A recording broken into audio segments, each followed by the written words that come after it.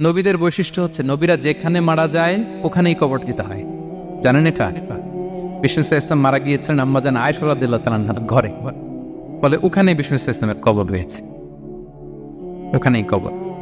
এবং ওই কবর দেওয়ার পরেই ওই কবর দেওয়া ঘরের ভিতরে আম্মাজান আয়েশা যতদিন আয়েশা রাদিয়াল্লাহু তাআলা আনহা যতদিন বেঁচে ছিলেন ওখানেই ছিলেন কবরের পাশে। এরপরে বাবা মারা গেলেন আবু বকর, বিষ্ণু ইসলামের পাশে কবর দেয়া হলো, বাবা আর স্বামীর পাশেই থাকলেন।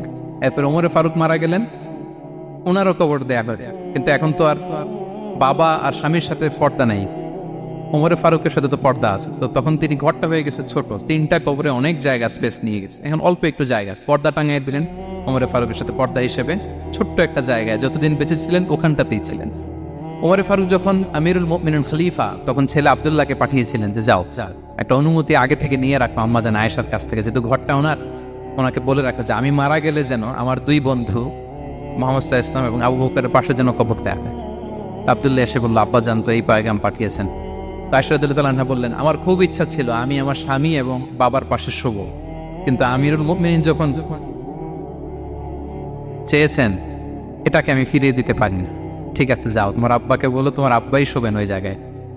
আচ্ছা, তো ওমরে ফারুক আপনারা জানেন অ্যাসাসিনেশনে ইন্তেকাল করেছেন আত্মাইর আঘাতে, ছুরিকাঘাত করা হচ্ছে কয়েকবার, স্টেবিং। এত জখম হয়েছে দুধ দিলে ওই জায়গা দিয়ে দুধ বের হয়ে যায় না, বীজ পানি দিলে বের হয়ে যায়। তো সবাই বলল আমিরুল মুমিনিন আপনি এবার ওসিয়ত করেন, কে হবে আপনার পরে লিডারশিপ, কে নিবে? মুসলিম উম্মাত অনেক বড় হয়ে গেছে। তখন তিনি ওসিয়ত করলেন এবং ছেলেকে আব্দুল্লাহকে আবার বললেন যে আব্দুল্লাহ আবার যাও, যে আম্মাজানের থেকে অনুমতি নাও। বলতেছে অনুমতি না নিলাম আর অনেক আগে, উনি তো বলছে আপনি মারা গেলে ওখানেই শোবেন। বলতেছে না, তখন আমি আমিরুল মুমিনিন ছিলাম, এখন তো কিছুক্ষণ পরেই মারা যাবে, এমনও হতে পারে আমার ভয়ে বা লজ্জায় তখন অনুমতি দিচ্ছে, এখন আর দিবেন। আবার যাও, আবার গেল। আয়েশা রাদিয়াল্লাহু তাআলা আনহা বললেন, না এখন আমি আগের কথার উপরে আছে, তোমার আব্বাই সেখানে শো। সুবহানাল্লাহ। ওমরে ফারুক ওখানে শুলেন, তখন তিনি পর্দা আরম্ভ করলেন আম্মাজান আয়েশা। তাহলে রাসূল সাল্লাল্লাহু আলাইহি ওয়াসাল্লামের কবরটা হচ্ছে আম্মাজান আয়েশা রাদিয়াল্লাহু তাআলা আনহার ঘরের ভেতরেই।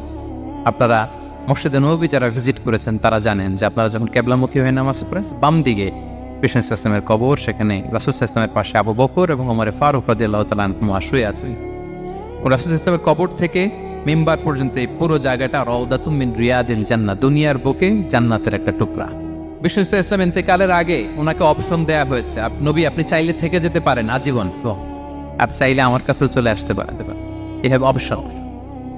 বিষ্ণু সাল্লাল্লাহু আলাইহি ওয়াসাল্লাম তার রবের সাথে সাক্ষাৎকে চুজ করেছেন এবং ইন্তেকালের আগে তিনি পড়েছিলেন আল্লাহুম্মা গফিরলি ওয়ারহামনি ওয়ালহিকনি বির রফিকিল আ'লা, আল্লাহ আপনি আমাকে ক্ষমা করুন, আল্লাহ আপনি আমার প্রতি রহম করুন, আল্লাহ আমি আপনার সান্নিধ্যে যেতে চাই, পৃথিবীতে থাকতে চাই। অপশন দেওয়া হয়েছে, আপনার অপশন দেওয়া হবে, হ্যাঁ চাইলে আজীবন থাকেন। আমরা অপশন পেলে তো বলতাম আল্লাহ যা হয়েছে এখানেই থাকতে চাই, কি বলেন? বিষ্ণু ইসলাম বলেছেন ইলা রফিকিল আ'লা, আল্লাহ আমি আপনার সান্নিধ্যে যেতে চাই। বিষ্ণু ইসলাম ইন্তেকাল করলেন এবং উম্মার জন্য এটা সবচাইতে বড় ফিতনা এবং পরীক্ষা ছিল, এর চেয়ে বড় কষ্টদায়ক বিষয় ছিল না উম্মার জন্য বিষ্ণু ইসলামের ইন্তেকাল। তিনি যখন ইন্তেকাল করলেন সাহাবারা পাগলের মতো হয়ে গেল। ওমরে ফারুক উনি বিশ্বাসই করে না, মানে আমার নবী মরতে পারে এটা উনি ভাবতেই পারেন। উনি নাঙ্গা তলোয়ার বের করে বলতে আরম্ভ করলেন, যে বলবে মুহাম্মদ মারা গিয়েছে আমি তার গর্দান উড়িয়ে ফেলব। পরিস্থিতি অত্যন্ত ভয়ঙ্কর।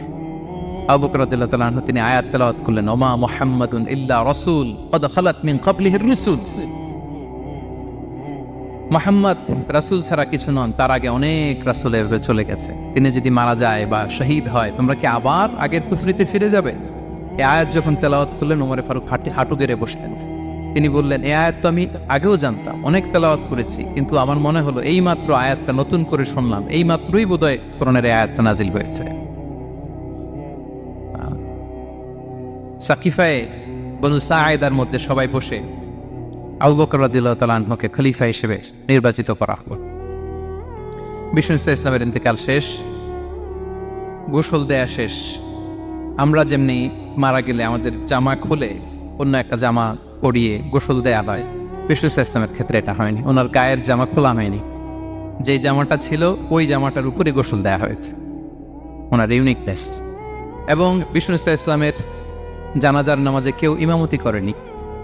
কে হবেন ইমাম? উনিই তো ইমাম, গোটা বিশ্বের ইমাম, ঠিক কিনা বলেন? কে হবে